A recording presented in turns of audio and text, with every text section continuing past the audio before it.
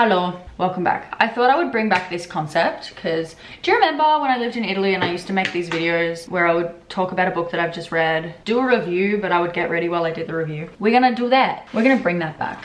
So I'm gonna talk about a book that I read honestly a while ago, but I've been wanting to talk about it for so long. My skin's looking a little bit fucked up lately, but that's fine. So the book we're talking about is Scythe by Neal Shusterman. Now, I did read this ages ago. I have the other two, Thunderhead and The Toll. So I do want to read these at some point. This book has been around for a very long time. I just didn't get around to reading it until this year. Yeah, which is really dumb because the book was really good. But basically, if you have never heard about this book before, it's set in 2042, which apparently by that point, society has advanced so much that people don't die anymore because modern medicine is just that amazing. And this book was only written in 2016. So Neal, I don't know what you were thinking, but I don't really know what Neal was on when he wrote this. 2042 just doesn't seem like that far away. Definitely not to the point where we reach this stage in society. I think I've put too much of this. Just trust the vision here, okay? Trust me. Yeah, so because people don't die naturally anymore, there's an entire job that's created being a scythe. And you don't kill people anymore, it's called gleaning. Basically, if you're a scythe, there's some rules you have to follow, like you have to hit a certain quota of gleans each year. You're not allowed to have your own kids, you're not allowed to marry or have kids, I think. There's also the whole thing where like people can rewind the clock on their aging. So say you reach 40 and you look like a 40-year-old, you can actually rewind your physical body so that you look like a 20-year-old again. That's like a thing where people just rewind themselves so that they can have like a healthy physical body back, because if you have to live for like 500 years or however long, that's how they get around that. So if a scythe shows up at your house, you're like, shit, someone's here to die. They've come to kill someone. Scythes aren't allowed to earn money. They rely on just other people kind of looking after them. So like they'll show up to someone's house and they'll be like, oh, can you cook me some dinner? And because people are like desperate to look after the scythes because they think, oh, maybe if I make him dinner, like he won't kill me. It follows two kids, okay? It's like a dual perspective book. So anyway, the book starts with this guy called Scythe Faraday, and all the scythes are named after like a famous historical figure. So we have Scythe Faraday, named after Michael Faraday. So he shows up at the main character Citra's house. Basically, that's what he does. He comes to eat something and the whole family's like on edge. They're freaking out. They think he's come to kill someone. And then at the very end of it, he's like, all right, you can all chill. I'm here to kill your neighbor. I just wanted to eat beforehand. Citra refuses to like quake in her boots over this guy's arrival. And I think she starts back talking the scythe. He's kind of impressed by the fact that she does that. So he's looking for an apprentice and he actually asks to take Citra on as his apprentice. So he starts training her, and then the other character comes in. His name's Rowan. He meets Scythe Faraday at school, and Scythe Faraday comes to kill like one of the popular kids, and he asks Rowan, can you show me to the principal's office or something? And Rowan like leads him there, and then I think he stays to support the kid that's like being gleaned. He stays and like holds his hand or something like that while the kid gets killed. And then all the kids end up being like, oh my god, Rowan convinced the scythe to kill the popular kid, and so then they all turn on Rowan, and it's like a whole thing. Then Scythe Faraday asks Rowan to be his apprentice as well. So he's doing something that's technically not allowed. He's training two different apprentices. Oh, I don't know if it's not allowed, but no one's done it before. But also it's like there's no real rules because they don't actually have a government. There's no government. There's this thing called the Thunderhead. The Thunderhead is like this all-knowing AI. It's supposed to be just like morally neutral, and it just does the right thing constantly, and it knows everything. So everyone just kind of looks to the Thunderhead because just so that there's like the government and the ruling system can't be corrupted by individual biases and things like that. And basically like the Thunderhead is programmed to only act in the best interest of humanity, and it supposedly loves humans and everyday citizens. They have the Thunderhead that rules them, and then the scythes are ruled by the scythedom, and they've tried to keep them separate to keep it. So yeah, scythes also have these rings. If someone kisses the ring, or like their DNA is transferred into the ring somehow, they're granted immunity from being killed off for an entire year. Scythe, if they go to someone's house and they kill a family member, they'll get all the other family members to kiss their ring at the end so that everyone is at least safe for an entire year, so that they can go live their life knowing that, oh, I can't be killed for another year. So some scythes will take that and like dangle the immunity carrot in front of people to kind of get things that they want. Again, because they can't work jobs and have money and stuff, they kind of need to like rely on that a little bit. Scythe Faraday was looking for people who don't enjoy taking people's lives, obviously. and that disagree with the whole Scythe thing, because that way he knows that they're not going to be in it for the wrong reasons. So it's kind of hard, because it's like, to be a good Scythe you need to not like being a Scythe. They have these like triannual conclaves where all the Scythes meet up and they have like a meeting about being a Scythe.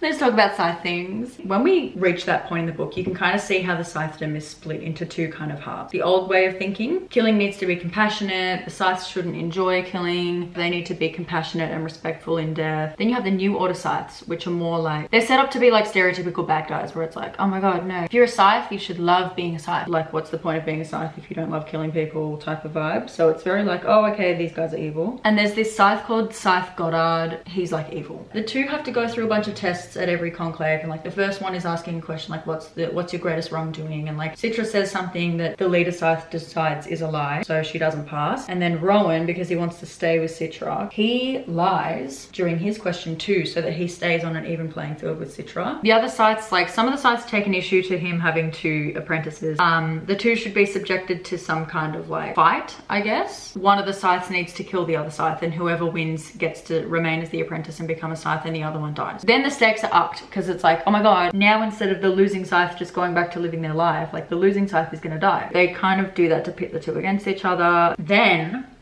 plot twist. So there's this Scythe who's like one of the leaders, his name's Xenocrates. Scythe Faraday has committed suicide in order to free both of the apprentices from the apprenticeship, so that they don't have to battle each other to the death. And then that evil motherfucker Goddard comes up with the fabulous idea, oh, you know what? He's like, I think we should just still do the battle. Like they shouldn't both be allowed to become Scythes, or something stupid like that. Can't really remember, it was a while ago. Oh, fuck, I didn't tell you about Scythe Curie. So there's this Scythe called Scythe Curie. She was friends with Scythe Faraday, so she's like a good guy. Citra gets assigned to Scythe Curie. Rowan gets assigned to Scythe Goddard, the evil one. So then Rowan goes to live with Scythe Goddard and his like evil gang. They're like living in some mansion, because they went up to some guy and like they just basically forced him to give all of his stuff to Scythe Goddard. The guy was like, oh yeah, so I've given you my whole mansion and everything. I've given up everything for you. Like, are you gonna grant me immunity now? And then Scythe Goddard makes this man work as his pool boy. That is so diabolical, because just imagine that happened to you. My camera just died, and I don't know if it stopped recording for a while before it died, or if it like died, I don't know. It is what it is. Yeah, so Scythe Faraday tried to be a little bit more like fair with his killings. Like this guy went to the beach today and he's a really shit swimmer, so you know, statistically if there's a certain percentage of people that are killed every year from drowning, this guy fits into that quota, and then he'd go and visit him. He tried to make the deaths mimic natural causes as much as he could, but then you have Scythes like Scythe Goddard and his crew. They would just go on a killing spree and just wipe out 100 people in one day. Anyway, so then it gets to this point. There's a plot twist in there that I'm trying to remember.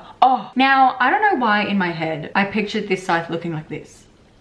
I think it's just the description they gave him. The way that they described his character was like, are you talking about a fucking bowling pin? I don't know why they described his character like that, but that's the image that conjured up in my mind.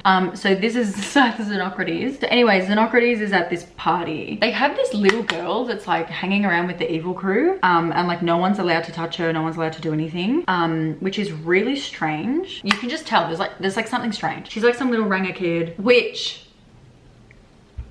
we later find out. We later find out Scythe Xenocrates does something that Scythe Goddard didn't like. I can't really remember exactly what happened, but I think in order to like prove a point or manipulate him or something, he like acts like he's gonna drown the little girl, and then Scythe Xenocrates freaks out. It clicks and you're like, oh my god, Scythes aren't allowed to have children, but this little girl is his daughter, obviously. Goddard found that out somehow and is using it as blackmail. You know, like they have this little girl captured, but it's like, oh, as long as you do what I say and like let us get away with everything, she won't get hurt. So anyway, crazy revelation. Yeah, so with the whole, now remember how I said Scythe Faraday supposedly sacrificed himself to save the other two? Well, it turns out that all the witnesses to that event were granted immunity by a Scythe right after it happened. Naturally, you're led to think, well, clearly there's some foul play here. Someone must have killed Faraday, one of the evil Scythes, and then granted all the witnesses immunity to lie. Then at the next conclave, they're pitted against each other to fight. They both are trying to lose on purpose. Rowan is like, the only way that I'm gonna make Citra actually kill me instead of me having to kill her is if I make her hate me. The way it's going, like, she's just gonna keep trying to lose. I'm trying to lose on purpose. She's gonna keep trying to lose on purpose. Like, if I want to actually be the one that dies in the battle so Citra can live, I have to make her hate me. So he basically like breaks her neck in front of everyone. And like obviously she gets regenerated and stuff. So you don't die from that. Scythes can't die from, except for 2 ways, I think, like fire and acid or something like that. So she's like, what the actual fuck? Like, why would you do that to me? Yeah, they tie for last place. I can't really remember how we got to this point, but at some point Citra goes on the run. Citra is accused of being the one that killed Scythe Faraday. How did it work? I can't remember. It was like somehow, this is where you'd have to read the book to understand. Like if you're just watching these videos just for the hell of it, yeah, you might need to read the book to figure it out fully, because I'm not doing the most fabulous job explaining. While you're regenerating, you're technically not under the Scythedom's rule. You're under the Thunderhead's rule like a normal citizen. I really don't know. I can't remember. But somehow she goes on the run. So she uses that as her chance to be like, right, while I'm regenerating, I've got a head start. So she goes on the run. Please. Oh, I didn't even do my eyebrow. I got too distracted. So I don't know, somehow or another she ends up finding Scythe Faraday. And then he's actually not dead. He's in hiding. Dun dun dun. Oh my god, what plot twist. And he's shocked to find out that it didn't protect them from anything, him faking his death, because they're still subjected to having to face each other. And I can't remember what happened after that though. Anyway, then Scythe Goddard takes Rowan to something. He basically says, even though apprentices aren't allowed to kill anyone yet, Goddard is like, Rowan, you're gonna kill someone. Like save someone for Rowan to glean. What's going on with this pencil? Let me just sharpen that. So here's where we get to the juiciest and most fucked up part of the story. Rowan, instead of killing this random guy that Goddard saved for him, Rowan kills Goddard with his own sword, which was just so epic. Like that was everything. That was a 10 out of 10 reading experience. The little dance I did when that happened. Then he goes on a rampage. He like kills everyone. Right? And he like burns all the bodies so that they can't be regenerated. Because remember, fire, like if you kill someone with fire. So he just does that. And then Xenocrates is like, what the hell? And he's like, you're not going to tell anyone about this, because if you do, I'll reveal your secret daughter to the entire Scythedom. That was truly an insane read. Okay, so fast forward, like Scythe Faraday, I don't know if it came out that he was still alive. I think he stayed in hiding, to be honest with you. I think he just wanted to retire from being Scythe. But somehow Citra's name is cleared from killing Scythe Faraday. Rowan and Citra somehow come back for the final conclave. The final test is they have to kill a family member. The family member gets regenerated, so it's not like they actually die. Citra is presented with her little brother, Ben. She like really struggles with killing him, but she manages to do it, so she passes. Because I think they're judging like your reaction, like how you decide to kill them, like how hard it is for you. I don't really know what they're judging, to be honest. It wasn't really clear, but then she finds out that Rowan went in. His family member that he had to kill was his mum. She finds out that like he shot her straight away with no hesitation. And so we're kind of at this point like, is Rowan changed? Like, has Rowan just turned into a crazy killer? Then at the ceremony or whatever, the final decision, they decide that Citra will become a Scythe, and I don't think Rowan got picked. Well, fuck, like after that demonstration, I don't know about that, girlfriend. Just like shooting your mum with no hesitation, jeez. So Citra, as soon as she becomes a Scythe and she gets her little Scythe ring, the first thing she does is turn around and punch Rowan in the face. But it's crazy because it's like, oh my god, but then you realize why she did it. She punched him square in the mouth so that the ring touched his lip, so that he was granted immunity for a year. So anyway, so I think at that point it's like, okay, now that means Rowan has to die. Right? Was it that like she got... You guys might have to correct me in the comments. Now, I don't really understand how this all worked because I wasn't sure if Rowan was a Scythe, if they both became Scythes. I think did they both become Scythes? So he's immune, so the Scythes can't kill him.